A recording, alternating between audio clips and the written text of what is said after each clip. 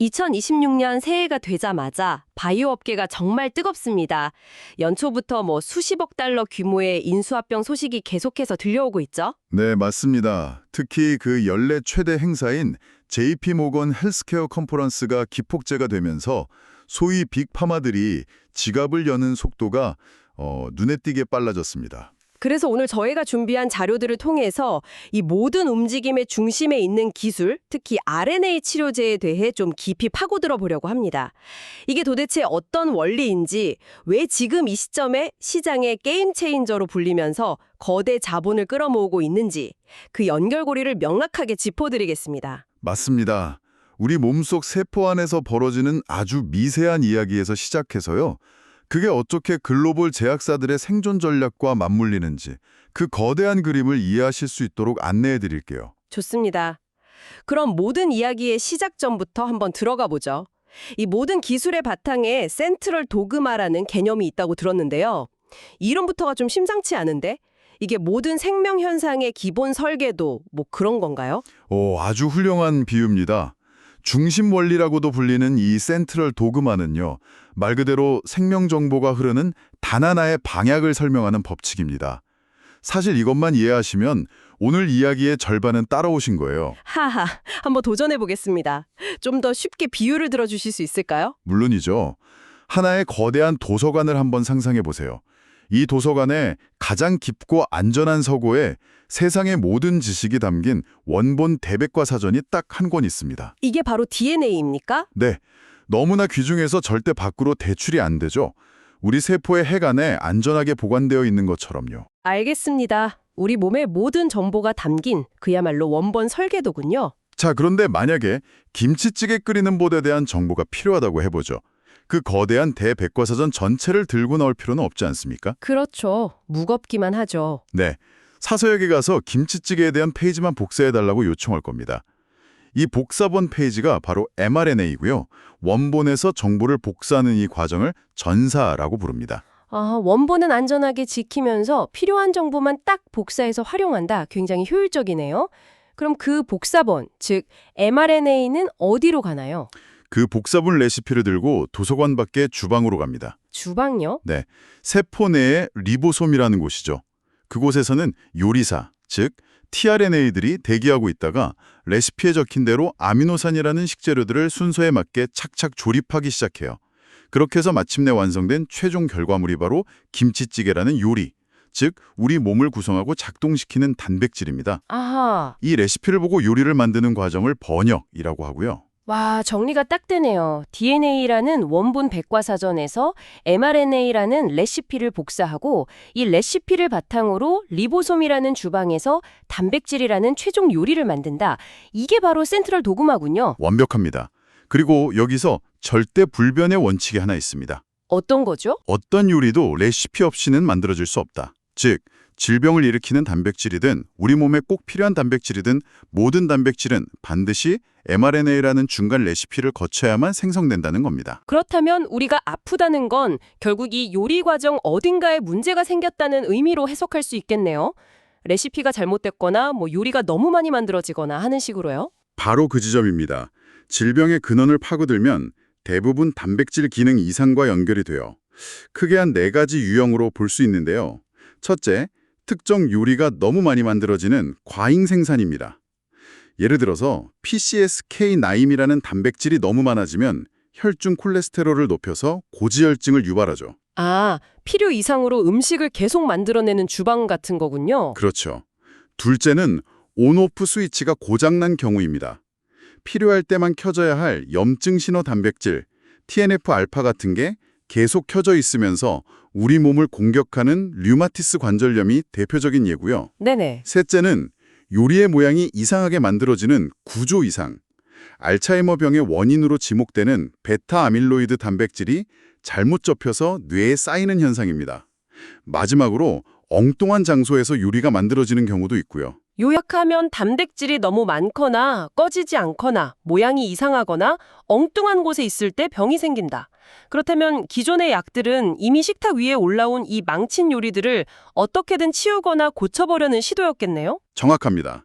기존 치료제들은 비유하자면 바닥에 쏟아진 물을 걸레로 닦는 방식이었어요. 아, 후처리 방식? 네, 이미 생성된 문제 단백질에 달라붙어서 그 기능을 억제하는 거죠.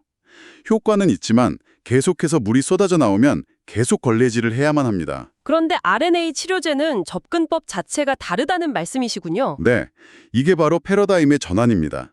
RNA 치료제는 바닥을 닦는 대신에 물이 새는 수도관 자체를 잠가버리는 방식이에요. 수도관을요? 네. 문제가 되는 단백질이 아예 만들어지지 못하도록 그 전 단계인 레시피, 즉 mRNA 단계에 개입해서 원천적으로 차단하는 거죠. 와, 사고가 터진 뒤에 수습하는 게 아니라 사고의 원인이 되는 신호 자체를 끊어버린다? 정말 근원적인 접근이네요. 근데 궁금한 게 우리 몸에 그런 기능이 원래 있었나요? 특정 레시피만 골라서 없애는 그런 시스템이요? 놀랍게도 네, 있었습니다. 우리 몸에는 수억 년의 진화 과정에서 만들어진 아주 정교한 방어 시스템이 내장되어 있어요. 바로 RNA 간섭, RNAi 현상이라고 하죠. 우리 몸은 원래 바이러스 같은 외부 침입자로부터 오는 비정상적인 이중가닥 RNA를 적으로 인식하고 즉시 파괴하는 면역 체계를 갖추고 있거든요. 아, 그럼 RNA 치료제는 우리 몸의 그 자체 방어 시스템을 빌려서 활용하는 기술인 셈이군요. 마치 우리 몸 안의 군대를 우리 편으로 만드는 것처럼요. 그렇습니다. 그 과정을 한번 따라가 보죠. 세포 안에 수상한 이중가닥 RNA가 나타나면 다이서라는 정찰병 효소가 이걸 발견하고 잘게 자릅니다. 네. 이 잘린 조각이 바로 치료제의 핵심인 siRNA, 즉 짧은 간섭 RNA가 되는 겁니다. 일단 적의 일부를 확보해서 분석 샘플로 만드는 거군요. 맞습니다. 그 다음 이 siRNA 조각이 리스크라는 거대한 단백질 복합체, 일종의 특수부대와 결합을 해요. 그러면 리스크는 siRNA의 두 가닥 중 하나를 버리고 남은 한 가닥을 범인 몽타주로 사용합니다. 아, 몽타주. 네, 이제 몽타주를 손에 쥔 무장한 특수부대가 완성된 거죠. 몽타주를 확보했다. 이제 표적 수배에 들어가는 건가요? 네, 이 무장할 리스크 복합체는 세포 질환을 막 돌아다니면서 자기가 가진 몽타주와 정확히 일치하는 서열을 가진 범인, 즉 우리가 없애고 싶은 질병 유발 mRNA를 찾아냅니다. 찾아내서요? 발견하는 즉시 결합해서 붙잡아버리죠. 그리고 마지막으로 리스크 안에 있던 AGO2라는 가위 단백질이 붙잡힌 mRNA의 허리를 정확히 잘라버립니다. 그렇게 잘린 레시피는 그럼 어떻게 되나요? 반으로 잘린 레시피는 더 이상 쓸모없는 쓰레기로 인식이 돼서요. 세포 내의 분해 시스템에 의해 완전히 가루가 되어 사라집니다. 아, 레시피가 사라졌으니 더 이상 그 레시피로 문제의 단백질이라는 망친 요리를 만들 수 없게 되는 겁니다. 결국 siRNA 치료제는 바로 이 놀라운 우리 몸의 방어 시스템에 우리가 원하는 특정 질병의 몽타주를 살짝 넣어주는 기술인 셈이죠. 와, 들어볼수록 정말 대단한 기술이네요. 이런 엄청난 잠재력 때문에 지금 바이오 시장에 이렇게 들썩이는 거군요. 자료를 준비한 만큼 보시는 분들은 좋아요만이라도 눌러주시면 좋겠습니다. 부탁드립니다. 맞습니다. 이 기술의 가능성이 현실화되면서 JP모건 헬스케어 컨퍼런스를 기점으로 빅파마들이 적극적으로 움직이기 시작한 겁니다. JP모건 헬스케어가 막을 내리고 많은 바이오 기업들의 주가가 빠지고 있습니다. 기대감으로 올랐던 거품이 빠지고 이제 진짜로 그 기업의 가치들이 평가되고 있는 건데요. 맥주처럼 거품이 빠지면 그 다음 진짜 맛이 느껴지는 것처럼 지금이 타이밍입니다. 알테오젠, D&D 파마텍, ABL 바이오, 펩트론 등등 국내에 너무 좋은 기업들이 많은데 어떤 걸 들어가야 할지 고민이 많으실 것 같습니다. 지금 조정을 갖고 떨어진 상황에 들어가면 좋은 바이오 종목을 제가 자료를 만들어 봤는데요. 010-2165-6100으로 기회라고 문자 주시면 보내드리도록 하겠습니다. 곧 호재가 기다리고 있어서 더 바닥까지 왔다가 올라갈지 아니면 바로 가버릴지 몰라요. 자료 받으셔서 천천히 분할 매수하시면서 잡아가시면 좋은 수익 날 거라고 보고 있습니다. 들어보니까요, 이게 거의 생물학적 미사일 수준의 정밀 타격인데요. 근데 이게 이론처럼 완벽하다면 왜 아직 모든 질병이 이걸로 치료되지 않는 거죠? 분명히 기술적인 난관이 있을 것 같습니다. 물론입니다. 아주 중요한 지점을 짚어주셨어요. 가장 큰 허들은 바로 배달 문제, 딜리버리입니다. 배달 문제요? 네, 우리가 만든 그 정교한 몽타주, 즉 RNSiRNA는 RNA라는 특성상 굉장히 불안정해서 혈액 속에서 쉽게 분해돼요. 이걸 분해되지 않게 잘 포장해서 수많은 세포 중에 우리가 원하는 표적세포, 예를 들면 간세포나 암세포 안까지 정확하게 배달하는 기술이 극도로 어렵습니다. 아, 택배로 치면 아주 깨지기 쉬운 유리잔을 험난한 길을 거쳐서 정확한 집 주소의 현관문 안까지 안전하게 배송해야 하는 것과 같군요. 완벽한 비유입니다. 이 배달 문제를 해결하기 위해 지질 나노 입자, LNP 같은 다양한 포장 기술이 개발되고 있고요. 이 기술 자체가 신약의 성패를 좌우하는 핵심 경쟁력이 되고 있습니다. 또 다른 우려는 오프 타겟 효과, 그러니까 오인체포의 가능성입니다. 오인체포요? 네, 우리 특수부대가 가진 몽타주와 비슷하게 생긴 엉뚱하지만 꼭 필요한 정상 RNA를 범인으로 착각해서 잘라버릴 수도 있는 거죠. 이런 기술적 허들에도 불구하고 지금 빅파마들이 수십조 원을 쏟아붓는다는 건 이제 그 배달 문제를 해결할 실마리가 보이기 시작했다. 이런 뜻이겠군요. 바로 그겁니다. 이 기술의 가능성이 마침내 임상 데이터로 증명되기 시작하면서 시장의 분위기가 완전히 바뀐 겁니다. 그리고 이게 현재 M&A 열풍과 정확히 맞물리는 거죠. 지금 빅파마들이 M&A에 적극적인 이유는 크게 세 가지 배경이 복합적으로 작용하고 있기 때문입니다. 그 세 가지가 뭔가요? 첫째, 거시경제 환경의 변화입니다. 금리가 안정세에 접어들면서 자금 조달 비용이 낮아졌고 투자 심리가 회복되고 있거든요. 둘째는 빅파마들의 내부적인 절박함입니다. 2020년대 후반이 되면 휴미라, 키트루다 같은 블록버스터 의약품들의 특허가 대거 만료됩니다. 소위 매출 절벽이 코앞에 닥친 거죠. 아, 이걸 메울 새로운 성장 동력이 시급한데 마침 그들의 금고에는 약 2천억 달러, 우리 돈으로 270조 원이 넘는 막대한 현금이 쌓여 있습니다. 총알은 두둑한데 미래를 책임질 새로운 무기가 절실한 상황이군요. 그리고 마지막 세 번째 이유가 가장 중요한데요. 바로 인수할 만한 매력적인 타겟들이 많아졌다는 겁니다. 내력적인 타겟이요? 네, 방금 이야기한 RNA 치료제나 ADC, 항체 약물 접합제 같은 차세대 기술 분야에서 기술적 허들을 넘어서 인상적인 임상 데이터를 발표하는 유망한 바이오텍들이 시장에 대거 등장한 거죠. 빅파마 입장에서는 그야말로 군침 도는 매물들이 많아진 겁니다. 수요와 공급, 그리고 자금까지. M&A를 위한 삼박자가 완벽하게 맞아떨어진 시점이 바로 지금이라는 거군요. 맞습니다. 그래서 골드만삭스 같은 투자은행들도 올해 바이오 분야 M&A가 작년보다 30% 이상 늘어갈 것으로 전망하고 있습니다.